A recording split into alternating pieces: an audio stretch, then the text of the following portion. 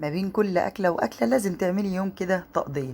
يومنا النهاردة خفيف وسهل وحلو، وفي نفس الوقت هنعمل حاجة الولاد بيحبوها. هعمل معاكم النهاردة طاجن المكرونة بالسجق. تقدري تبدليه باللحمة المفرومة أو بالفراخ زي ما انت حابة. أنا هعمله بطريقة محلات الكشري، طريقة بسيطة جدا وسهلة وطعمه خطير. يلا بينا نبدأ سوا مع بعض. أنا هنا عاملة الكبير وعاملة الصغير، ونشوف هنحضر ازاي. أول حاجة قطعت السجق تقطيعات صغيرة، معلقتين اتنين بس من الزيت. لو انت عارفة ان في دهون في السجق بتاعك تقدري تعمليه من غير زيت.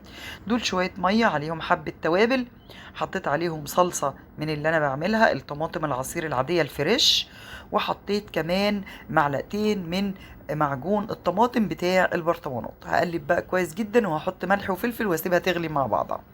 السجق بتاعي لما نزل على نار سخنة زي ما هو كده ياخد بس صدمة، هنزل شوية من الفلفل الأسود وحبة بسيطة جدا من بهارات السبع حبات. كلنا عارفين ان السجق بيبقى متبل، فما تكتريش في التوابل بتاعته علشان الدنيا ما تبقاش مظبوطة معاكي. وحطيت شوية كمان من الملح. هاخد تقليبه وبعد كده هنزل البصل المفروم بتاعي. انا هنا ما عملتش حلقات لاني مش هاكل السجق في السندوتشات ولا هاكله بعيش بلدي ولا كده، لا هنعمله في المكرونه، فلازم يكون التقطيعه بتاعه البصل صغير. تمام. قلبت البصله وفصيلي اتنين بس من التوم على السجق.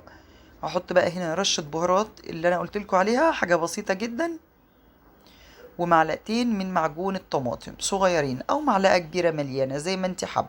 هحط بقى نص كوبايه من الميه علشان اسوي السجق. الناس اللي بتشوح تشويحه، لا، السجق ده جواه لحمه مفرومه وحاجات تانية يا جماعه كتير لازم تستوي.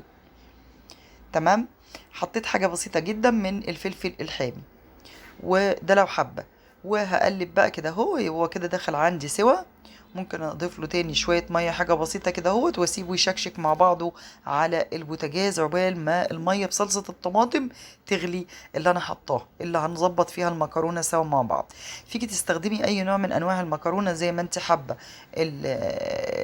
البن الصغيره خالص بتاعه الكشري، المقصوصه زي ما انت حابه.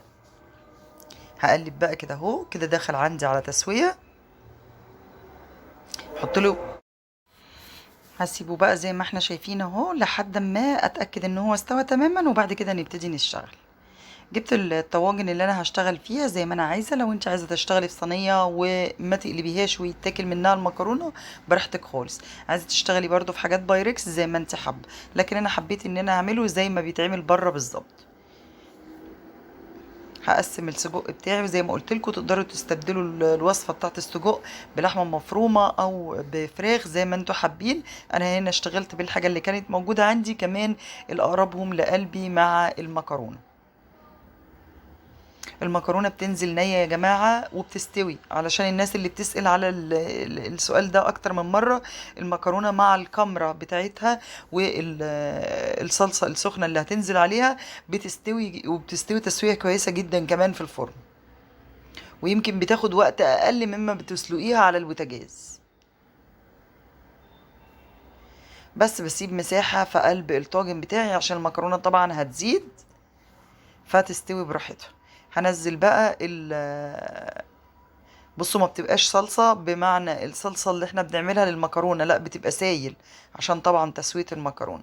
وده بيبقى حجمها اهو، يعني لا هي مغطية المكرونة ولا هي مش مغطية. انا هزود الكبير ده كمان تاني، وبغطي بورق فويل وهدخلها الفرن بالظبط ربع ساعة. درجة حرارة 180 200 في الحدود دي. مكرونة استوت، شربت الصوص بتاعها، ريحتها خطيرة جدا جدا. وصفة بسيطة وسهلة جدا، في 10 دقايق تبقي مجهزة أكل لولادك بيحبوه. عملنا مع بعض النهاردة طاجن المكرونة بالسجق بكل بساطة وسهولة. ليه ما حطيتش صلصة طماطم، بصل وتوم في قلب الصلصة؟ علشان خاطر احنا حاطين في السجق. لو عجبتكم الوصفة ما تنسوش تدعوا لي دعوة كويسة في التعليقات، كمان لايك للفيديو. اشوفكم بخير في وصفة جديدة ان شاء الله. سلام عليكم.